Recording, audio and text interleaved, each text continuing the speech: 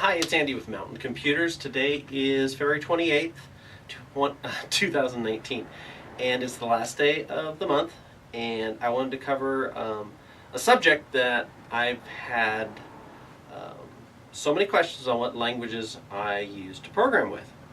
So Programming Languages 101 from Andy. Well, I'm going to cover, I'll just say almost 40 years of programming, and in just a few minutes.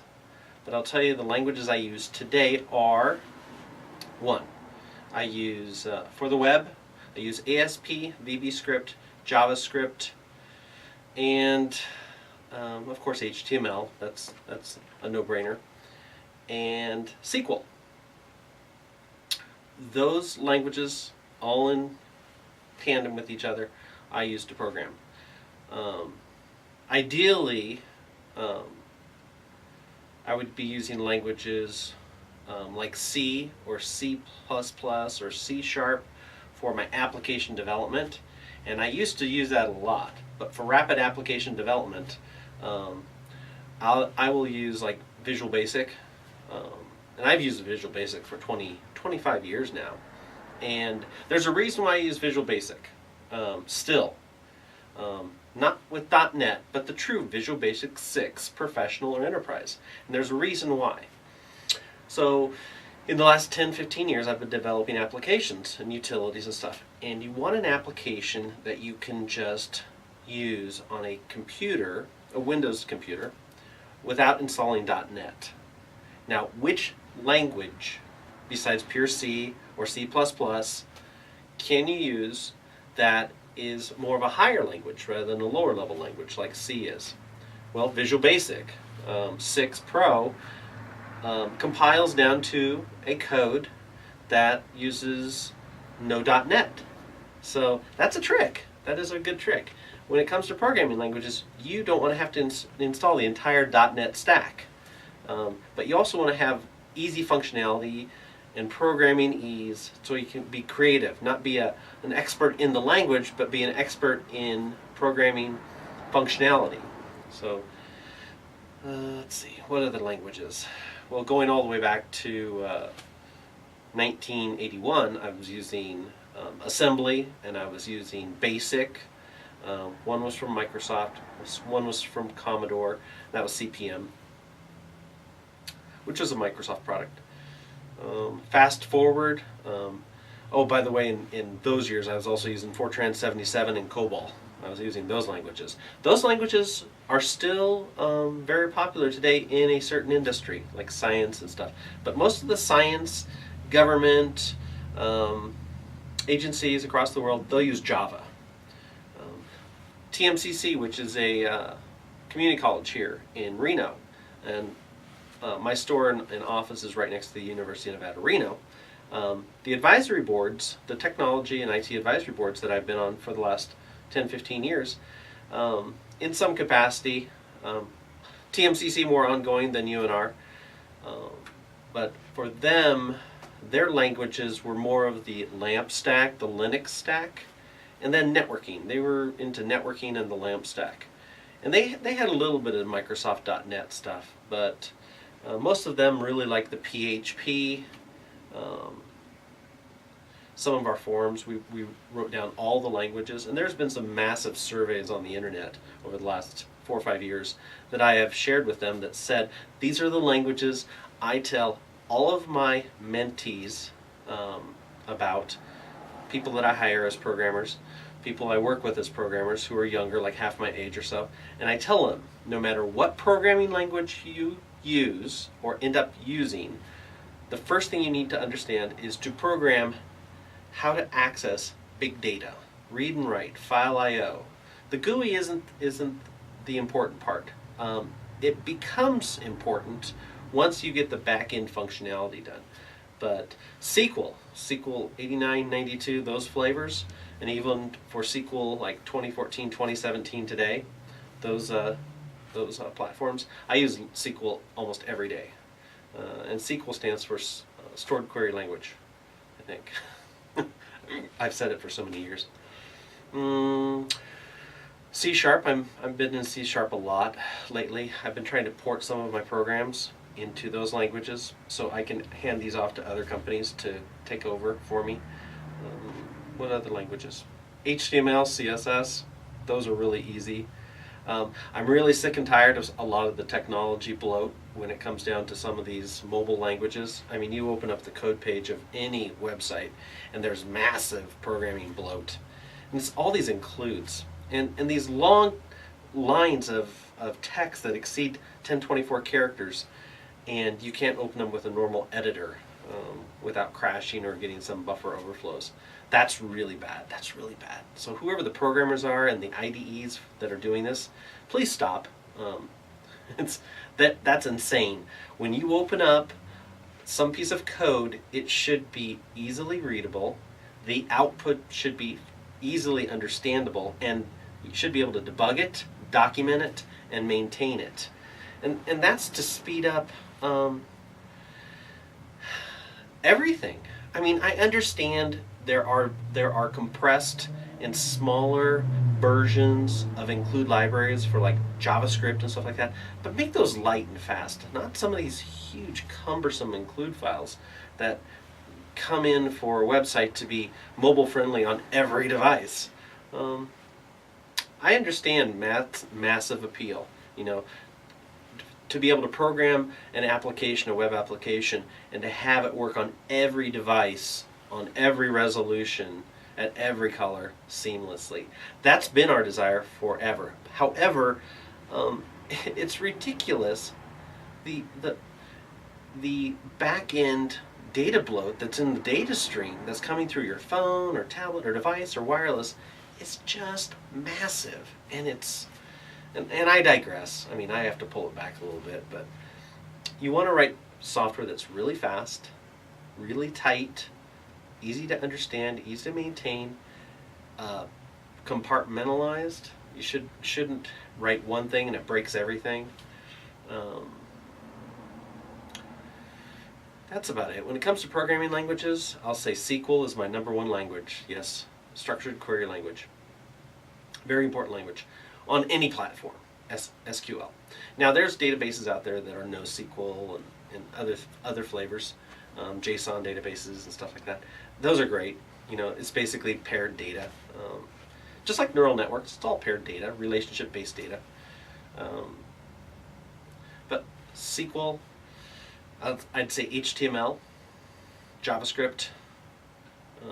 The other languages I'm using right now are Python. I am using a lot of Python. And I'd say Visual Basic.NET, C Sharp, no C++. I used to use Visual C. What other programming languages? Oh, scripting. You got to know any type of scripting on any platform, Linux, Windows. You need to understand how to write batch files, scripting. That's what I mean when I do scripting. You write batch files. Assembly, not too much. I don't do compilers. I don't do libraries or services, even though I need to do some services for some of the platform tools that I'm writing for some gaming. I think that's about it. So when it comes to programming languages, and yes, GGPCTU Tune-Up is written in Visual Basic 6 Professional, and I use Inno Setup to create the setup files. That's real. I mean, I did a lot of research. I mean, I had Visual Basic .NET 2008 writing GGPCTU Tune-Up, and after 5 or 6 years, I stopped and threw it away because I did not want to install the .NET stack on every computer out there that might not have it. I wanted to be able to take that executable of GGPCTU Tune-Up, drop it on the desktop, and run it. And if it's missing any necessary files, it will create those files. The other thing about programming languages, permissions, elevating your permissions. So let me tell you a little secret right now that most programmers don't know, and it's not very well documented. But if you have an executable file they call them these manifestations that you have to add to the program in order for it to elevate from user level to admin level. So those privileges get raised so you can do things with the file system, with the operating system, with the registry that you couldn't do as a normal user. The trick is make the executable have the word setup in the executable name. Even if it isn't a setup program, just have the word setup, because it will auto dictate and auto force elevation of privileges. So in the Go Green PC Tune-Up, we have the setup installer, and then the program we have Go Green PC Setup. And the standalone will actually build files that it needs to run as a single exe by itself. But if you use the installer, it goes ahead and adds all the things that you need into the proper, program files directory, etc., and the logging and all that stuff. But that's a good tip. Just use the word setup.exe anywhere in the executable file name, before, after, in the middle. Windows seems to sense that. What other tricks? Programming tricks. Never thought I'd be talking about some programming tips and tricks. Back up your code all the time. I used to use VSS. It was a Visual Store. It was from Microsoft. It was pretty cool. Got rid of that after a period of time. I think that's about it. So programming languages. When you pick a language, it's usually based on your company or your boss. Or like me, I use all the languages that I can think of that I need, not only to do my work, but also to explore. Like Python is actually a pretty amazing language. I love that one. I just wish the IDE that I had was a little bit better. We didn't even talk about the Mac and programming on the Mac. I used to do Pascal. That was a mess. Just a different type of thinking. I think that's about it. But again, this is Andy with Mountain Computers, just talking about some programming. I wanted to share with you some of my programming stuff. And I do program about 2 to 3 hours a day. Now, I forgot to tell you one thing that made me famous at Microsoft was macro programming in Microsoft Word. I did forget to tell you that. I actually got to go to France and teach the International Systems Engineers, 150 of them, along with Bill Gates and my boss at the time, Patty Stonecipher. She was my GM. She wasn't my direct boss. But I flew over to France with her and the sales group and gave a presentation to the International Systems Engineer Forum at Microsoft in 1993 because I was like the top dog when it came to macro programming. And that's basically what VBA came today, Visual Basic for Applications, is today. Well, we had Word for Windows macro programming, which I was a god of back in the day. There were people that had been there longer than me that were very good, but for some reason they said, who's the guy who knows how to do it all to go and speak? Well, they picked me, and of course I went, and that was a great time. So if you do programming as good as I like to be, somewhere along the line somebody will pick you up and ask you to present. And if not, don't worry about it. Just keep doing those projects. There is one trick for you, though, that I will always ask people that I interview. What have you done in the last 6 months to make me want to hire you and show me some code? I have passed on people that I've interviewed at Microsoft because I said, bring me 500 lines of code that you've worked on that's not confidential, that is known by somebody else, and let me look at your code. I interviewed like 6 people one time for a systems programmer position that I was hiring for at Microsoft. Only one person brought the code, and guess what? That person got the job. That's the way it was, I looked at their code, I said, yes, I can work with you, I can work with this code, I can work with you.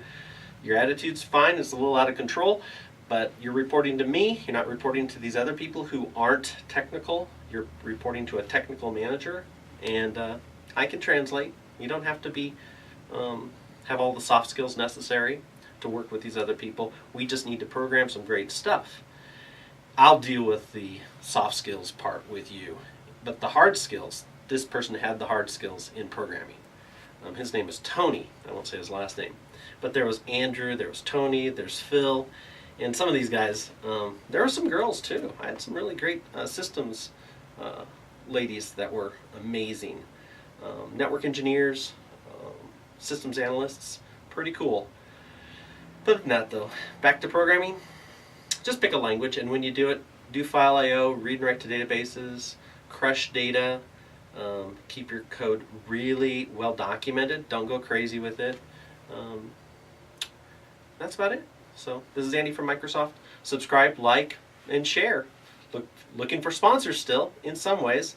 But have a good night, and more to come.